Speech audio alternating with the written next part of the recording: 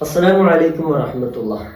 സഹോദരങ്ങളെ, ഈ ഒരു വീഡിയോ എന്ന് പറയുന്നത് നമ്മുടെ കേരളത്തിൽ RSSന് വേണ്ടി BJPക്ക് വേണ്ടി മുഴുവനുള്ള സമയവും ചെലവഴിച്ച ഒരാൾ കുറച്ച് നാളുകൾക്ക് മുമ്പ് ഇസ്ലാം മതം സ്വീകരിക്കുകയും അങ്ങനെ അദ്ദേഹം ബിലാൽ എന്ന പേര് സ്വീകരിച്ച് ഈ അടുത്ത കാലം മദീനയിലേക്ക് അദ്ദേഹം മക്കയിലേക്ക് മദീനയിലേക്കുമായി പോയി പരിശുദ്ധമായ ഉംറ നിർവഹിക്കാൻ.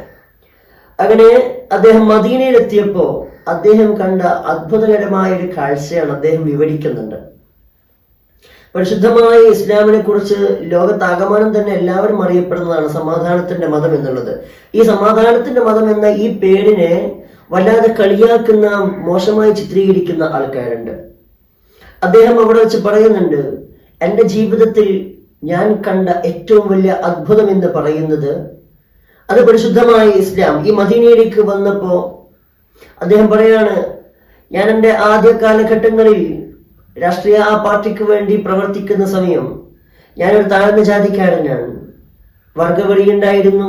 താഴ്ന്ന ജാതിക്കാരെ കണ്ടാൽ ഉയർന്ന ജാതിക്കാരെ കറക്കിച്ചു തുപ്പുന്ന അവസ്ഥ. അങ്ങനെ പല പല പല പല പ്രയാസങ്ങൾ അനുഭവിച്ച അദ്ദേഹം പറയാണ്, ഇവിടെ എത്തിയപ്പോ കറുത്തവനെന്നോ വെളുത്തവനെന്നോ പണക്കാരനെന്നോ പണം ഇല്ലാത്തവനെന്നോ അറബിയെന്നോ അനറബിയെന്നോ ഒന്നും വ്യത്യാസമില്ല. എല്ലാവരും ഒരുപോലെ, എല്ലാവരും പുഞ്ചിരിക്കുന്നു, ആർക്കും ആരെയും തൊട്ടുകൂടായികയില്ല, സമാധാനം മാത്രം. സലാം അഫ്ഷു സലാം ബൈനക്കും എന്ന് നബി സല്ലല്ലാഹു അലൈഹി വസല്ലം തങ്ങൾ പറഞ്ഞതുപോലെ കാണുമ്പോൾ തന്നെ അസ്സലാമു അലൈക്കും. എന്താ അർത്ഥം? അള്ളാഹുവിന്റെ അനുഗ്രഹം ഉണ്ടാവട്ടെ, നന്മയുണ്ടാവട്ടെ, രക്ഷയുണ്ടാവട്ടെ. ഈ ഒരു വാക്യമാണ് എല്ലാവരും പറയുന്നത്. ഒരാളെ കറുത്തവൻ വെളുത്തവൻ അയ്യേ എന്ന് പറയുന്നില്ല. ആർക്കും ആരോടും വെറുപ്പില്ല. എന്നെക്കാൾ മറ്റൊരാൾ എന്താ പറയാ ഉന്നതിയിലെത്താൻ പാടില്ല എന്നുള്ള ചിന്തയില്ല. എല്ലാവരും ഒരേ മയ്യാലെ ഒരേപോലെ ജീവിക്കുന്നത് കാണുമ്പോൾ അദ്ദേഹം പറയാൻ വല്ലാത്തൊരു അത്ഭുതം. ഇങ്ങനെയൊന്ന് ഒരു മതത്തിനും കാണാൻ പറ്റിയതാണ്. അത് ഈ പരിശുദ്ധമായ ദീനിന്റെ വലിയ പ്രത്യേകതയാണ്. കാരണം അത് ഹബീബായ സല്ലല്ലാഹു അലൈഹി വസല്ലം തങ്ങൾ പഠിപ്പിച്ചതാ. നാളെ അള്ളാഹുവിന്റെ കോടതിയിലെത്തിക്കഴിഞ്ഞാൽ നീ അറബിയാണോ എന്ന അനറബിയേക്കാൾ സ്ഥാനം നിനക്കാണ് എന്ന് പറയില്ല. നീ വെളുത്തിട്ടുണ്ടോ എന്നാൽ കർത്തവൻ മാറി നിൽക്കട്ടെ എന്ന് അള്ളാഹിന്റെ കോടതിയിൽ പറയില്ല. എല്ലാവരെയും ഒരുപോലെ കണ്ട് ഒരുപോലെ വിചാരണ ചെയ്ത് ആരാണോ സൽക്കർമ്മങ്ങൾ അധികരിപ്പിക്കുന്നത് അവർക്ക് ഉന്നതമായ സ്ഥാനം കൊടുത്ത്, മോശം കർമ്മങ്ങൾ ചെയ്തത് അതാരാണോ അവരെ താഴ്ത്തും.